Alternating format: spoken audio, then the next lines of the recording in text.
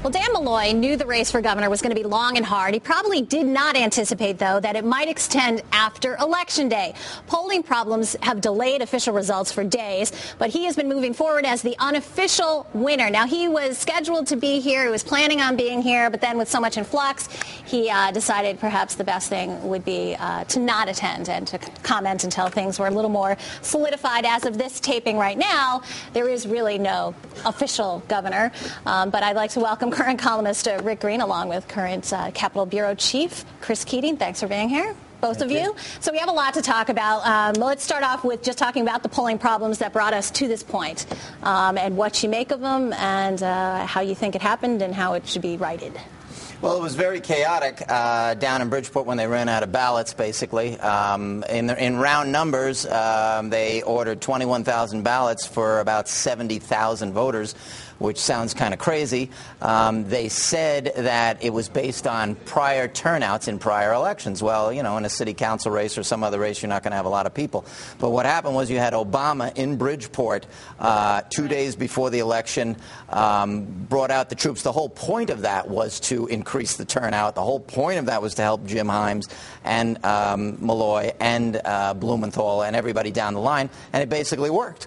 So everybody shows up and they run out of ballots. And I would like to see the prior voting numbers to see how they got that average, because that seems pretty low, I would think. And right? actually, the interesting thing is here, and maybe this is the Dan Malloy story, is the surge in voting that we saw in Bridgeport, Hartford, and New Haven. Mm-hmm. The numbers for, particularly in New Haven, I think, right, Chris, were remarkable. Malloy getting more votes than even when DeStefano ran 4 years ago. Mm-hmm. So it wasn't a surprise for the Bridgeport officials that they were going to have a surge in voters, and yet we're now treated to dueling governor-elects, I guess. Right. Right. And basically, the Bridgeport registrars were saying that cost was a problem. Supposedly, these ballots cost 50 cents to a buck each. If you buy them in bulk, they're less than that. But they are expensive, supposedly, for these ballots. So they didn't buy as many, and they were upset that the previous time they had bought all these ballots and didn't use them, and therefore wasted the money. So this time, they didn't want to buy too many ballots. Yeah, but to me, I mean, that's the cost of doing business, I guess. I mean, if you're running elections,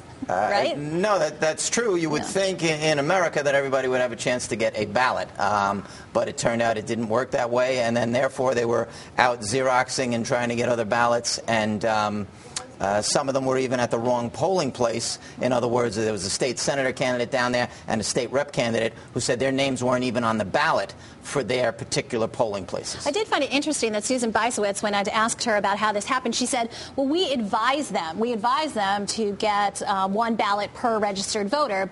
And I said, okay, but there's no checks and balances after that in terms of them saying, okay, well, we didn't get one for everyone, but we've got X percentage. And she said, no. She said, I can't be out there measuring with a tape measure to make sure that, there's a 75-foot perimeter around every polling place, saying, that those are the details that she leaves up to the elected election officials. But certainly I think some people might say at this point that perhaps that should change.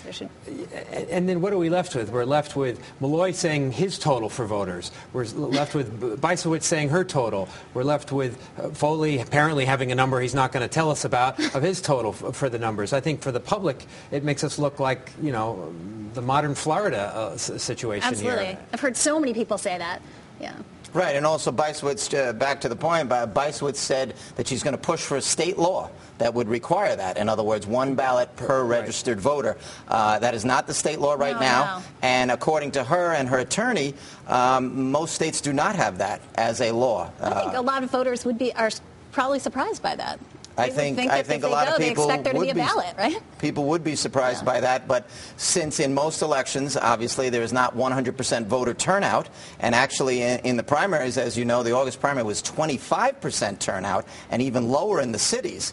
So if you had 100% ballots, you would have had 75% left over. Right, but I think that I wanted to bring this up. I heard Paul Bass from the New Haven Independent on the radio the other day, and he made a good point, an interesting point, I thought, because he said by buying fewer ballots than registered voters, it's almost like you're anticipating low voter turnout, and perhaps even motivating. It becomes a self-fulfilling prophecy, right, because, you know, you only anticipate this many, and then perhaps people show up like they did this year. They have troubles, and then next year they're going to say, forget about it. I went there last time, and I had trouble, so I'm not going to go this time. So it's like this cycle of building up low voter turnout, which I thought was interesting. He also made a good point about how this seems to happen in urban areas, which is where communities where we're trying to engage people to vote. They're communities of high minority populations, high poverty rates. I mean, people who we want to be included in the process. And his point was perhaps by having these problems, it makes them feel as if their vote counts less, which I thought was kind of an interesting point on his behalf. Yeah, just to switch it a little bit, I personally think I don't have a problem with Foley making a stink about this. Yeah. I think when you look at the totality of the problems in Bridgeport of, you know, running out of ballots, Xeroxed ballots, all these different numbers, I'd be coming up with a way to fight this too. Yeah. Don't you think, Chris? I mean, well, one thing you have to remember is how close this is. We may forget over 1 million people voted on Tuesday. Over 1 million, and we're talking a few thousand difference here. This is very, very, very tiny. It's less than, and the margin on a recount, as you know, is 2,000 votes is the threshold in a statewide race. So this is about as close as it gets. It's almost a flat-out tie. Now, would you anticipate, I mean, what do you think of the way that both Tom Foley and Dan Malloy have handled it thus far? Well, it's interesting. They basically set up dueling transition teams. Everybody's got a transition team. I think neither of them, as of Thursday, certainly neither of them were conceding. That's for sure. After the election, it kept going later and later and later. I think the general public and the press corps thought there'd be an answer by Thursday afternoon, and there wasn't. So each side is, frankly, not giving up. That's for sure. And I think people are looking at this thinking we've gone through so much with voting in Connecticut, going back to the Bush-Gore election, but, we have new voting machines, new technology, and we're using paper ballots, and we still can't get it right. I think it really gives people a lack of confidence in the process. And I think it's also confusing because we keep talking about how Bridgeport seems to be the city that's holding things up because they haven't finished their counting. And I think as of this taping, we're a few days into it, and people are wondering, well, I mean, how hard is it to count? Well, as people have said to me, chaos in an election in Bridgeport really isn't that unusual. Right. It just doesn't get statewide play like it is now because it's not involving the governor's race. So there's been a lot of complaints in Bridgeport through the years on mayor elections, all kinds of elections, city council elections. There's been a lot of complaints through the years, and right now it's in the spotlight, obviously. Right, okay. Well, coming up, we're going to continue to talk some polling problems as well as we have a whole host of other election results to talk about.